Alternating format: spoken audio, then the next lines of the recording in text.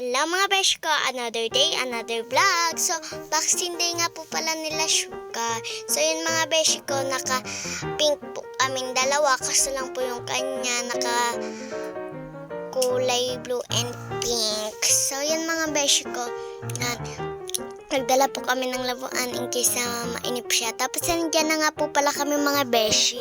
Madali lang po kasi yung biyahe at saka malapit lang po. Tapos beshi ko nandiyan na nga po pala kami kaya medyo busy po si Doc kaya di mo akalain may tao. So yan mga beshi ko. Yan, natatakot pa nga ako kumadok.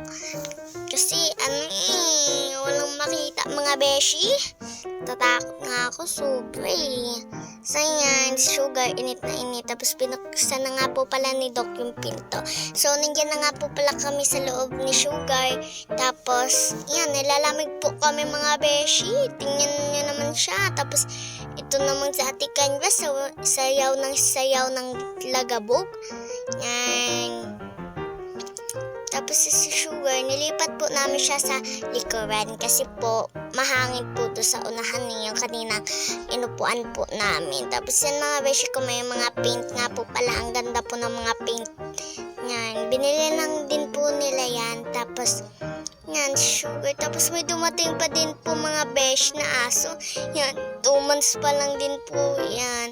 Ang cute na mga beshi. So, yan mga beshi ko. Pauwi na nga po pala kami. Natuwa ko na po sila Sugar. So, bye-bye mga beshi ko. See you to next vlog. See ya! Bye-bye!